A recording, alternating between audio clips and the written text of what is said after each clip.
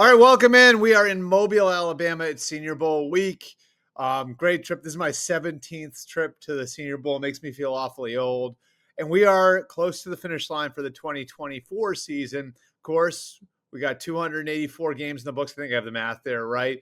The 285th game will be the Chiefs and the Eagles playing in Super Bowl 59. So can't wait for that one. But, we're also here at the start line for the 2025 season for a lot of teams. This is really the first big league event where you have head coaches, you have general managers in one place.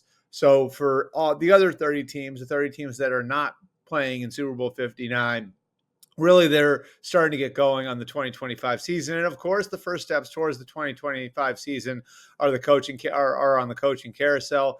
We are going to focus on that today. We'll have plenty more coming for you over the course of the next 2 weeks, of course, in Super Bowl 59. So stay tuned for that. But one place where I think one thing we haven't really addressed on the coaching carousel here on the show is the Las Vegas Raiders strategy, what they did and where they landed. And I think any discussion on where the Raiders are has to begin with Tom Brady's presence in that organization and what he's done to help bring together what will be the first regime under his ownership. And it's 5% ownership, but it's ownership, and his influence on the organization is bigger than that. And I think you can see his fingerprints on both hires. Again, he's not going to be there on a day-to-day basis, and he's let people know that, but certainly there is a feeling that he is going to be very involved in the big decisions.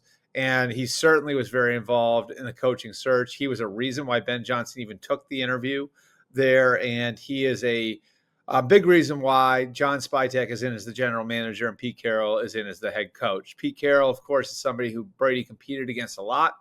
And one thing I was told at the beginning of this process was how much Brady's respect for certain coaches could play into it. Two coaches were named when that came up in my conversations. One was Pete Caroll, the other Steve Spagnuolo. Two guys that he had a chance to go up against repeatedly, went up against their defenses repeatedly. Has great respect for both those guys. He winds up with Pete Caroll as his head coach.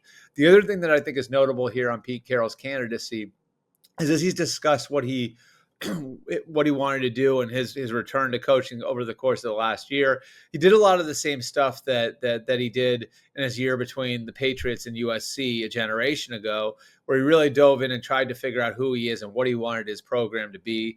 This is where he had discussions with John Wooden over, what the right way to build would be, somebody he really looked up to. And he really kind of made the decision, I need to lean into who I am and build a program that's based on competition. He did a lot of those same things over the course of the last year and looking into who he is.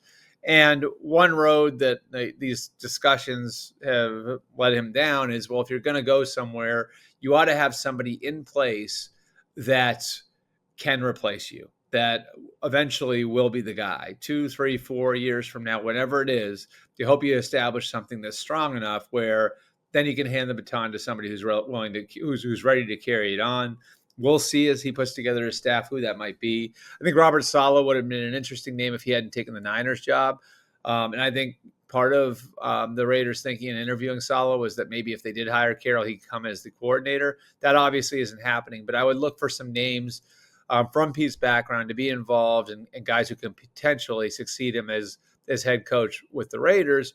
And this will bring us to the other piece of the equation, one example of having done that effectively is in Tampa, where Bruce Arians had Todd Bowles and Byron Leftwich in his staff. He had those two guys as guys that he said, hey, look, like I'm an older coach. I know I'm not going to be here forever. Here are a couple of guys who could eventually wind up replacing me. That did wind up happening. And Todd Bowles has won consecutive division titles in the 2 years since Bruce Arians left Tampa. So the hope is they can set up the same sort of thing with Pete Caroll. And it helps to have somebody who is a part of that transition, which is who John Spytek is. John Spytek was a part of that group in Tampa. I don't think that, outside of maybe Mike Borgonzi, who just got the Tennessee job, those two guys, I think, were the guys that were long overdue to get their shots as general managers. So I think Spytek would have gotten a GM job regardless really soon. Why does this one work? Well, again, it's ties to Tom Brady. And if you go back in Tom Brady's history, people who watched The Football Life with Bill Belichick 15 years ago had some insight into this, getting to see it. But Brady's famous Tuesday meetings where he would go in and meet with Belichick, later Nick Caserio, to look ahead towards the next week's opponent and start game planning for the Sunday ahead. He carried those meetings over to Tampa, and it was John Spytek who actually ran those meetings. And so those two guys did play together at Michigan. They didn't know each other all that well then. Brady was a starting quarterback. John Spytek was a freshman on the scout team. They got to know each other a lot better over their 3 years together in Tampa, where one reason why Spytek was up at the top of the list is because of Brady's respect for him, having gone through all of that with him. So he gets two known entities here. Tom Brady does, and Pete Caroll and John Spytek. Both those guys have a great volume of experience. Of course, Pete Caroll was able to build a program at USC, build a program in Seattle. That Seattle operation was really from the ground up. And Spytek has been parts of organizations at different points in their development.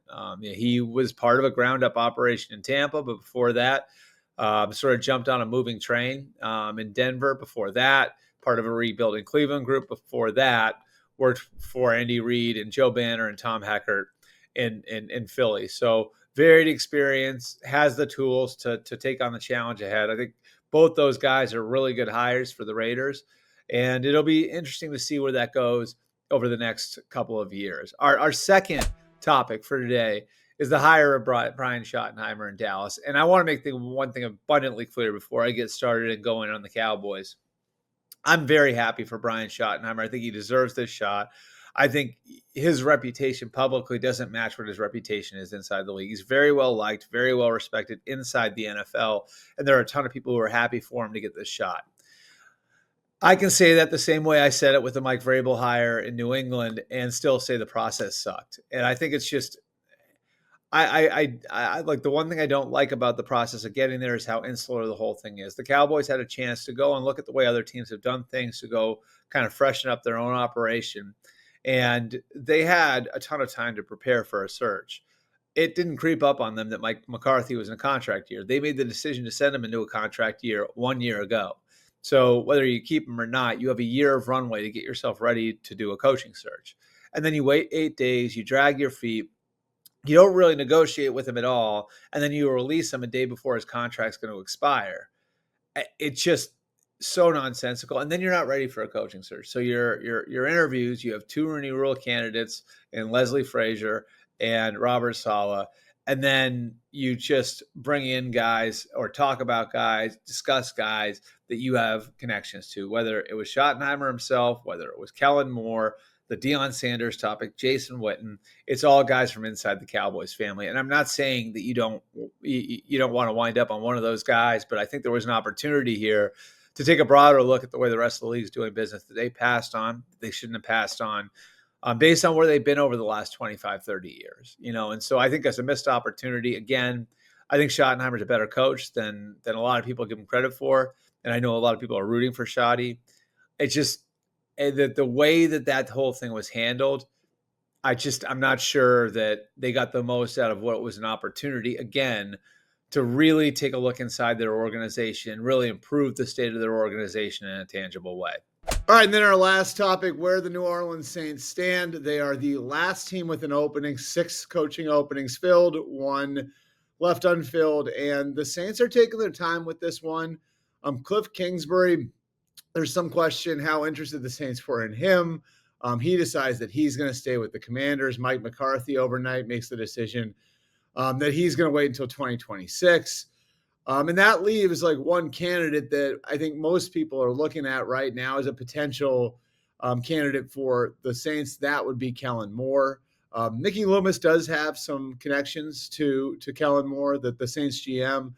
Mickey's son works in scouting in Dallas, so there's good background there on Kellen Moore. And I think in certain ways it would mirror the Sean Payton hire 20 years ago, where they were bringing in a young guy who can work with the quarterback. Again, I think, in the beginning of this process, they wanted to bring in somebody who had some experience. And while Kellen Moore hasn't been a head coach, he does have the experience of having been an offensive coordinator for 3 different teams, having been a player. And again, he does have some background. There's a lot of crossover between the Saints and Cowboys organizations. There has been over the years. Obviously, Sean Payton was plucked from Dallas when the Saints hired him in 2006. So again, I don't think anything is done. And they the Saints have resolved to take their time on this and really use every facet of the process they could possibly could. I think Mickey Loomis has been a good listener with the people in the room, and we'll see how quickly this winds up wrapping up. If it is Kellen Moore, they can't officially hire him, of course, for another 2 weeks, but we know how those things go.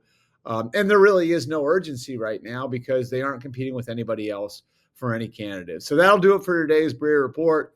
We're going to have more coming for you later in the week. Hope to have a mailbag for you while I'm traveling on Thursday somewhere along the line.